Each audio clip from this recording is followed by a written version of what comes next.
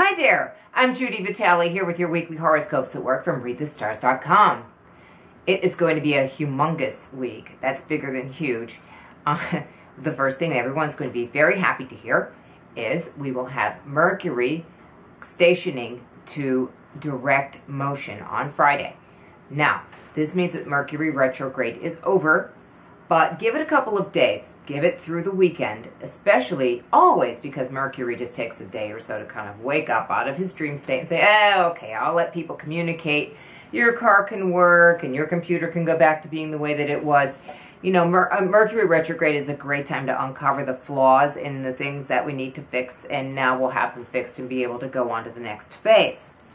That's really good news. Now, the other things that are going to be happening, we have a new moon also on Saturday. And then on Saturday and Sunday, we have Mars stationing to go retrograde in Libra. So all you people, Libra and Aries and Capricorn and Cancer people who've been more than a little bit agitated lately, more of the same. And everyone will be going back over issues involving partnerships and romance and friendship and clients and all kinds of relationships of all kinds, all of them, everything, and working out the kinks and having a few arguments and fights, but it's okay because this is how we resolve our differences, is to bring out the differences and air them. So that's going to be happening over the next few months. The new moon takes place at 10 degrees of Pisces, so certainly if you're born around Saturday, you're going to feel an exceptionally powerful moment.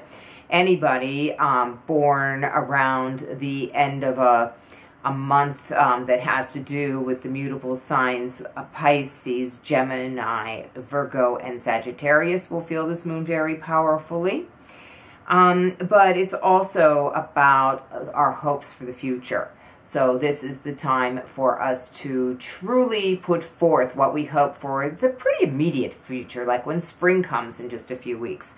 So think about that as you work with the new moon this Saturday. Now, the other thing that's happening on Sunday, Saturn is going to go stationary to retrograde. So you're going to have Mercury going forward, and then Mars and Saturn are going to stop and go backward. I really think that this coming weekend is going to be very interesting.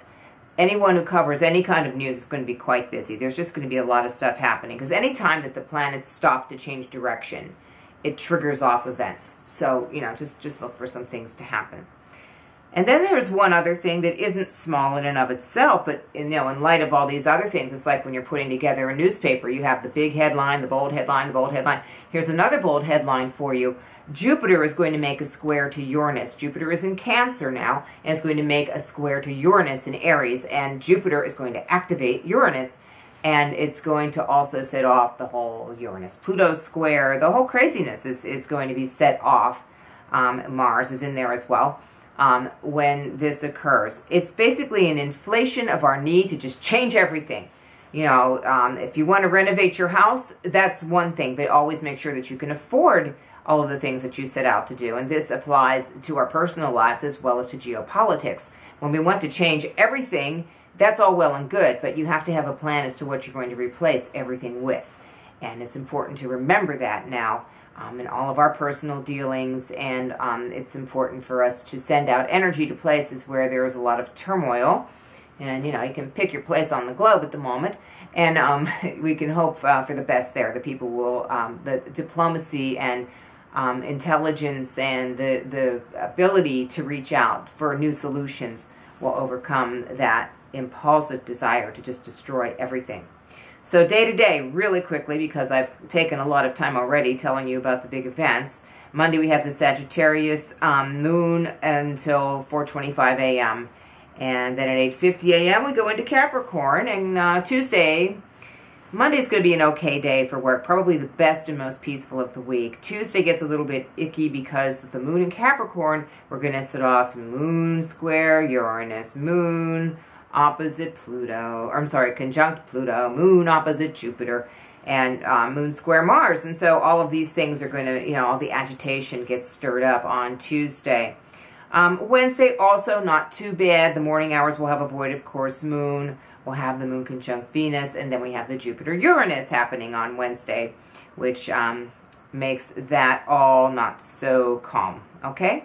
Thursday, maybe a little bit better if you have to do something. You know, Thursday's another little window there. Moon sextile Uranus, conjunct Mercury, square Saturn, a little bit of sensibility in there. And then on Friday, all that crazy stuff breaks loose. Once again, to recap for you, Mercury stationary to direct. Hooray! The sun sets on Mercury retrograde. Yes, okay?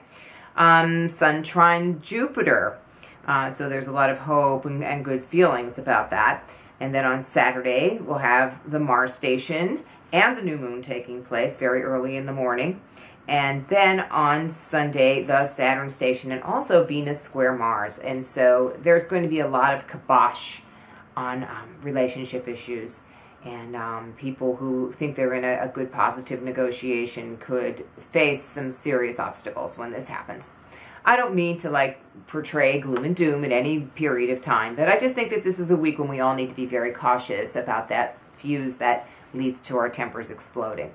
So I hope that this has been helpful for you. If anyone would like to have a private video reading with me, please go to my website, readthestars.com, click on private video readings, sign up, send me $19.95 via PayPal, and you will get a 5 to 7, and usually a little bit longer, video reading, me looking at your chart personally. There's nothing canned. It's all completely me looking at your chart and giving you my professional opinion of what it represents for your entertainment, delight, and hopefully for a little bit of spiritual help.